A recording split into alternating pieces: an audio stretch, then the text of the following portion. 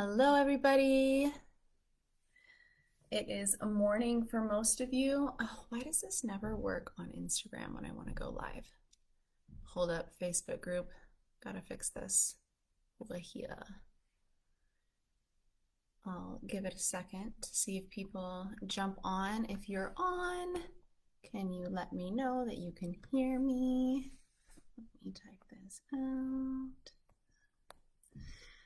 Sorry, you guys, you always bear with me here on the Facebook group. Okay,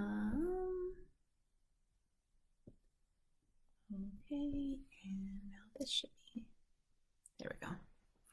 All right, I am live. It's early burly for you guys, I think. Well, 7:30 a.m. Mountain Time, where I'm originally from. So we'll see if we have anybody actually pop on to catch this. If not, you can catch the replay. Okay, so today we're talking about the story that you tell. And, oh, good, I have somebody over here on Facebook. Can you hear me? Can you see me? Can you drop an emoji so I know that I'm being heard? And they're still notifying my people on Instagram, so I'm actually going to give it another second. Who's watching? Say hello, please. Give me confirmation. And, all right, we're off. Okay, so I want to talk about the story that you tell. I think that this is something that I do with my clients in so many different ways and exercises. So I'm kind of going to bring that all together today, and hopefully you guys can kind of identify what story you're telling yourself. So when we talk about our stories, right, our life, right? Our story is our life. It is our experiences. It's how we were raised. It's how, it's the relationships that we've had. It's the jobs we've had. It's the adventures and the traumas and the loss and the joy and the health and the everything. It is everything that our life is made up with, right? That's our story. So when you think of your story, so just take a moment here, and if you could give me some descriptors about your life, check in with that. What comes up for you, right? So if I do that for me, the first thing that came to my mind was fun, exciting, weird in a good way came to my mind. Abundant just came to my mind. So just like adjectives, right? If you were to describe your story in a few adjectives, what come up for you? Okay, so I guess mine was fun, exciting, weird, and abundant. And I love all of those. Actually, those are great, and I didn't even think about that ahead of time. So I'll have to write about that later. But what came up in your mind? Were they more negative? Were they more positive? Depending on, maybe they were a mix, which is totally fine, right? Maybe some of you, to describe your story, maybe it was, anxious or, challenging or,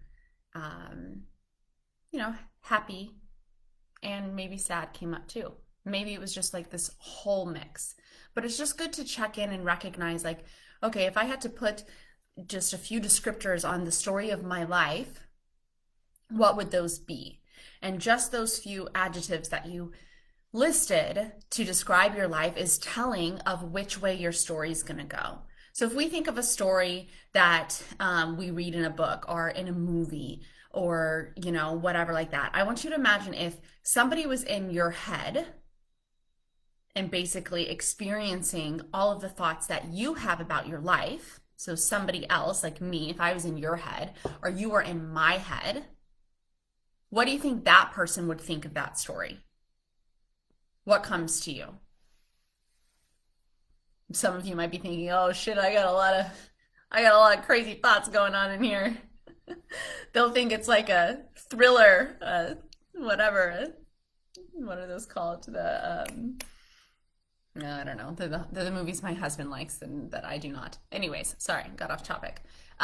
So just this is kind of a fun exercise to check in with, like, okay, if somebody were to read the story of my life, would it be uplifting? Would it be exciting? Would it be thrilling? Would it be like, oh, what a pleasant, normal life, right? Would it be depressing? Would it be like anxiety ridden? What would it be? And we all have these stories, and we actually create stories every single day. And I say story because a story is, if you think of a story, a book, a novel, it's made up. It's invented in the brain. It is descriptive, and it can tell adventures of love and loss and pain and joy. It can tell all of those things, but it doesn't mean that it's true. And this is so, so important to understand, because when we think of the stories we tell, it's essentially how you describe your life. The story you tell is how you describe your relationships. It's how you describe your past. It's how you describe your childhood, your family relationships. It's how you describe your body. It's how you describe money. It's how you describe success. It's how you describe your job. It's how you describe your home. It's how you describe every single moment of your life. Right now, even if you were to describe your life right now, where are you? What are you doing?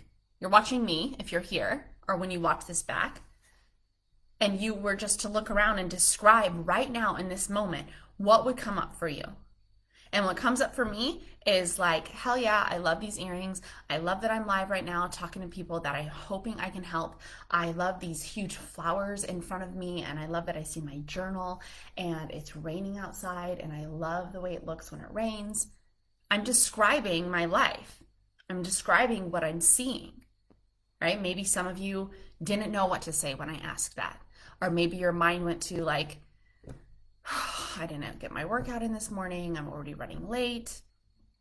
I told myself I was going to wake up early. I just feel like so tired today. Maybe it went there. It's not a problem, but it's just good to notice where your mind goes. Because you may think that you're describing the facts to me, and so many of my clients think this. They think that when they're telling me a story, when they're describing something that happened between them and their husband, or between somebody at work, or them and a sibling, or a friend, or whatever it is, and they're telling me this story, and they add in all these descriptors throughout it, right? Like, oh, they're so inconsiderate, and I can't believe they did it. That's not right. It's not fair. I think things like that come up. And anything, so here's one of the first things I want you guys to take note of when we talk about the stories that we tell, is to recognize that anything with a descriptor, anything that has, happy, sad, inconsiderate, annoying, unfair, rude, beautiful, smart, stupid, what, right? Okay, so just descriptors. That's your opinion. That can't be proven in a court of law because it's an opinion. And the person right next to you may not be thinking the same thing about the story you're telling. They may have a different story. They may have a difference of opinion than you. And so we get so caught up in this story that we're telling. My clients will come to me and they'll tell me things. And actually I had a really funny recent call where I pointed this out to a client as she was describing something about her husband. And I said, but do you see that? Do you see what you just told me? Why do you think that came to your mind? Why do you think that's what you noticed in all of this? That's what you just pointed out to me. And it was something that annoyed her. She pointed out something that annoyed her about her husband. And I asked her, why did that thought come to your mind just now when you're talking about this whole thing? And she said, well, I don't know why he's doing that. And I said, no. You're trying to tell me that it's fact. You're trying to convince me right now, but what you said was fact, and you don't understand why. But what I'm actually telling you is what you just told me was a matter of opinion, and it makes you feel annoyed with your husband. So why do you think that you're having a hard time recognizing that that story you just told me in that one sentence about your husband was actually your opinion and it wasn't fact, because there's obviously different opinions. He sure had a different opinion. And so who's right or wrong? It doesn't matter who's right or wrong. What matters is, how does your story feel? When you tell your story about your husband, about your partner, about your life, about your body, about your friendships, about your relationship with your mother and your father and your siblings and your job and your abilities and your hobbies and your looks, when you tell that story about all of those things that I listed, about your future, when you tell a story about your future, so many of you I know generate the emotion of worry and stress when you tell me your story, anybody your story about your future. And that is the indicator when you have to check in with how you feel.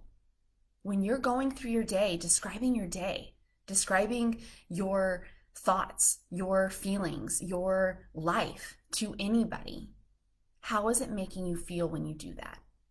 And it's not to say that you won't feel negative emotion. This isn't to say, oh, just say happy things all the time, because that actually doesn't work if you don't believe them. But if you're not even noticing, if you're not even catching that what you're saying is not necessarily fact, but rather an opinion, then you're trapped. If you want to sit here and tell me that this isn't fair and that he's this way and she's that way, and everybody thinks that Emily, oh, I love that one. I love it when my clients give me this one. And I get it too, because I see this come up in my life as well. And I have to laugh at myself every time I use this, okay? Every time, this is good, okay? Pay attention. When do you guys do this? When you have a certain belief about somebody, a certain story that you're telling about yourself, about money, or about that person in your life. So a lot of you may be thinking of your partner or maybe your mother or father, somebody you're close with, and you just have these beliefs about them, right? Like maybe they're inconsiderate. They're not good listeners. They're not affectionate. They aren't good spenders. They're not good budgeters. They're not thoughtful. And I have my clients come and tell, like, they're annoying. They're full of themselves. So I had my client, love you, you know who you are, nobody else does, came in and was telling me all of these things about her mother-in-law, right? Just all of these things that were just certain, telling me as though they were certain, as though they were fact. And I really started laughing because we'd done this work together so much, and she started laughing too eventually. But I said, do you see what you're doing right now? You're not going to convince me. She said, Emily, like, so many other people think this too. So many other people think this. And so I say, okay, and does that make you feel better? Does it make you feel better to believe this story you're telling yourself about your mother-in-law or your partner or your friend or your job or your finances? You want to prove to everybody, you want your story to be validated, and it doesn't even feel good. Why are you doing that to yourself? You want to know why? Because you've convinced your brain that it's fact. It's not fact, you guys. It is not fact. But the more you allow yourself to believe that the negative story you're telling yourself is fact, you will create more of it. That is how it works. Literally, that is how it works. We have a filter in our brain. It's called the reticular activating system. And I don't know all the ins and outs of it, but I remember that word. And when I learned about this, and it makes so much sense. We have a filter in our brain. There is no way that our brain can process every piece of information that we are exposed to. There's so much information that we're exposed to. If you're driving, you see signs when you're watching TV and you see advertisements and you read a book, you can't retain every single thing perfectly. Your mind would literally explode. So you have this filter, and the filter is like a focus filter. And depending on what you have thought about more, your brain starts filtering in more of that information. It doesn't know what's good or bad for you. It's just like, okay, he's inconsiderate. Wow, she says that thought a lot. Okay, he's inconsiderate. That it's like at the I'm using he's inconsiderate if you can't tell, because that was a big one for me. It's hot. That was a big one for me for my husband, which he's not inconsiderate. I completely changed that story about my husband, and thank God I did, because our marriage is so much better for it. But I had put that at the forefront of my filter. That was my story about my husband, of many other things. He's inconsiderate. And so what did my brain do? It literally searched for evidence to prove that true. Your brain will search for evidence to bring in more information into the filter that matches the filter. And it will filter out the information that you don't already have a tendency to believe. Like, he's so caring and loving. And she's, I love spending time with her. She's not annoying at all. Everybody loves being around her. Or, I know how to make money, and I'm good at making money, and there's always opportunities out there. There's so much abundance out there. I just have to figure out how to do it. Instead of, I'm so broke, I'm so bad at money, I don't know how to manage it, I'm not smart with budgets. When is this going to get better? I'm paycheck to paycheck, or I just wanted to save enough to do this, and now I can't. Woe is me.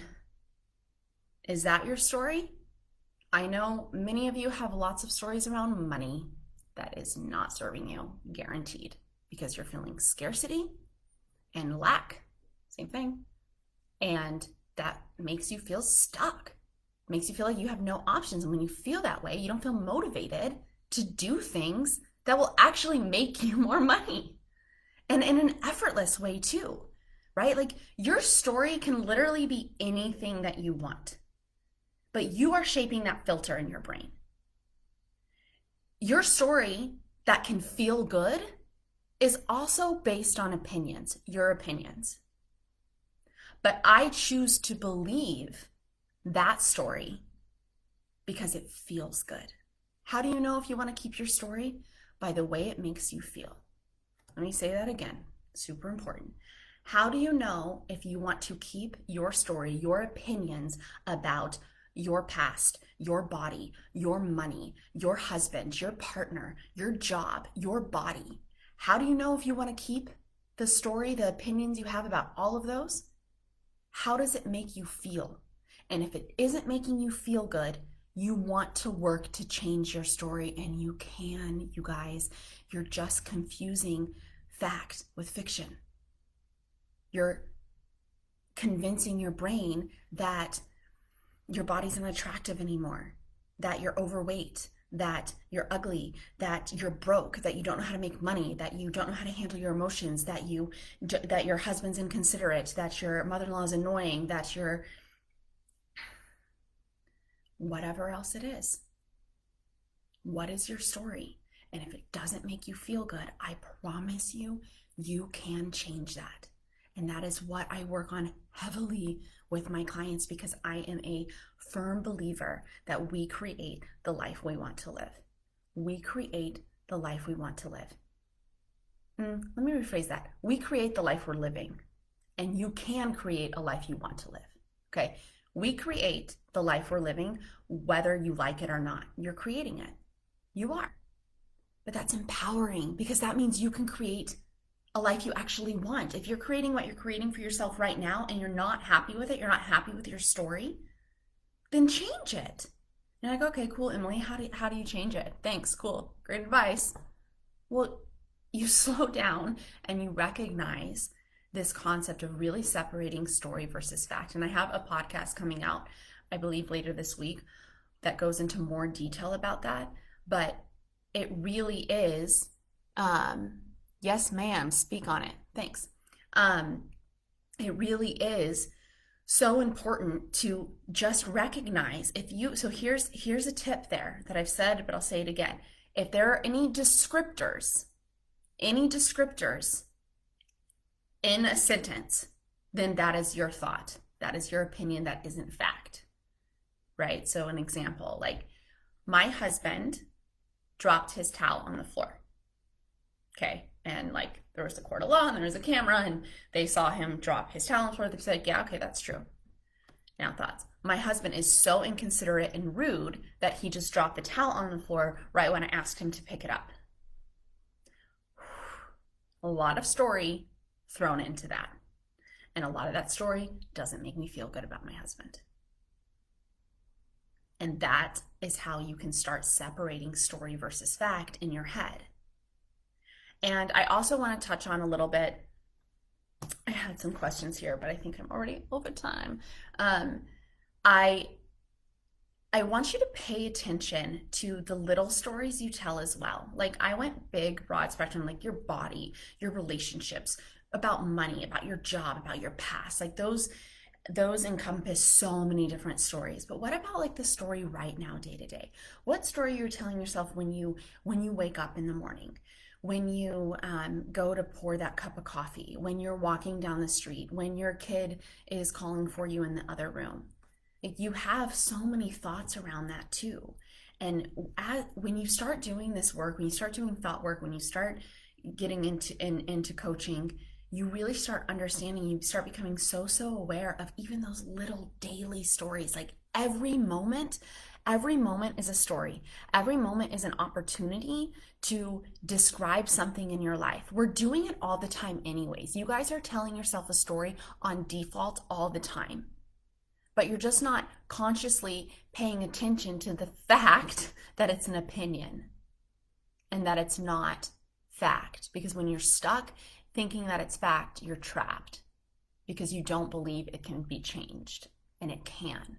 And so when I talk about those little stories, it's like okay, this was an example actually with a client. She walked me through her day, and I rewalked her through her day and described the story completely different. As in, like, I was super busy. I had all these calls, and then I had a 15-minute break. But then, my kids needed me, and so I went over there and I helped them like carve a pumpkin. But then I had to rush back to my work. And then, yeah, my husband was home. He cooked dinner, but he didn't clean up afterwards. And so I was like, okay, listening to her.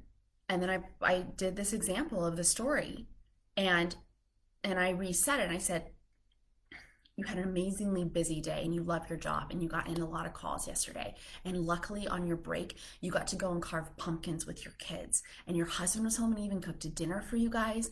And you enjoyed cleaning up while you watched him play with the kids. Do you see how different that story is? So incredibly different. And she felt that and she saw that and she knows that is how she wants to start thinking. And now you may not always be in that state to do that, but it takes practice. You have to start just changing out that filter and looking for the good things. They're always, always, always there. Always there. And you can describe every single moment differently than you are now. And as you consistently do that, you will see the compound effect of a happier life, of a more fulfilling life, of a changed filter where your brain literally searches for the good for you. And it doesn't seem as hard anymore because you've changed out that filter. And I love working on changing the story with my clients because so many of them aren't telling a story that serves them. And it's painful. And they're feeling so much emotional pain around it. And so think about the story you're telling and make it a good one. I always say this, like, it's all a story anyways. It's all made up anyways. And when I think that, I'm like, holy shit, I'm going to be like, I'm just going to do a random rampage story for myself. Let's go. Let's get that energy. I was listening to Abraham Hicks this morning. I'm feeling it. So if I think of my story, I'm just going to do some descriptions. Like, some friends got me these beautiful flowers behind me. I'm looking at my living room and it's packed with furniture. We even have an extra couch, but I love it. It's so cozy and it's beautiful. And I got to work out at the gym this morning. I got to teach yoga last night. I love how full my life is. I have back-to-back calls throughout this whole week. And I love that I get to throw myself into this business that I love and I know is truly helping people. And I even got turned down this morning. And you know what? I did feel some disappointment from it, but I quickly turned that around because I know I can learn from that. I can grow from that. And I sent prayers and good vibes to that person that said no, and it's okay. It's okay because I know everything is seriously always working out for me. always. And I feel trust running through my body. And when I feel trust, I know that there's so much abundance waiting for me to receive it. And when I know that there's abundance for me, I know that it is there for everybody. And I truly believe this for every single one of my clients. I truly believe this for every single person that I ever see, that they can create a life that they want. And I know I am creating a life that I want. And I know that I love my body, and I've done so much work to love my body, and I appreciate it. And I love to laugh, and I love my relationship with my husband and how much I've grown. And even though I had so much pain in the past, it taught me so much, and I wouldn't change one single fucking part of it because it has shaped me. And I love my life. I truly love my life, and I want so much more, but I love where I am right now. And I don't want more because I'm unhappy now. I want more because I know it's possible, and I'm going to make it possible. And that is a story that I like to tell. And you can tell that story for yourself too. If you liked it, borrow it. Whew, that felt good. I am sweating. Woo, I'm sweating. Okay. Anyways, think about the story that you tell. Pay attention if it serves you. If it doesn't make you feel good, you have the power to change it. And if any of this is resonating with you, okay, if you know you don't like the story that you're telling and you want to make a difference, you want to tell the story like I just told, but for you. I do this work heavily with my clients. And if you're ready to take that step, you need to join or apply, at least apply and get on a call with me for the Soulfully Abundant program. I'm so excited. This is the second round of it. We start mid-November. I'll be taking applications the next week and a half, getting on calls, seeing if you're a good fit, talking through what you need, what you want, how you feel. And I know that if you really, really want to change your story, that this program is for you. This program is for you. Become Soulfully Abundant. I love the name. Like really, really truly feeling abundance at the soul level, abundance of love, abundance of self-worth, abundance of everything, of confidence, of peace, of trust. Like you really can have this for yourself. So if you have not applied and you are interested, if you have resonated with anything that I have put out there, give yourself this chance to at least apply for the program and get on a call with me. You have nothing to lose if you apply. You have a call with me to talk through your shit. So I don't know why you wouldn't want to do that. But obviously, if you're really considering it, do it. You're so worth this work. You're so worth this work. And we go through this work in my group program, and you have the support of other women who want to do the work too and are so ready to change their life. You don't have to feel alone anymore. You get this community, this build up, and it's amazing. And I would love to have you a part of it. So actually, I wonder if I can drop the link here. I'm really bad at doing that. I tried to do it before. Yeah, I don't know how. Okay, the link is in my bio, my Instagram bio. Here on my Facebook, it's already dropped in the group. So I hope that you guys join the Soulfully Abundant group coaching program. Go and apply, link in bio. And I'm going live tomorrow with my client Carissa Marie, so you can hear first hand the success that she's had with coaching with me. All right. Go apply. Soulfully Abundant group coaching program is waiting for you, and it will help you change the story that you are telling to make it an amazing one. Talk to you guys later. Bye.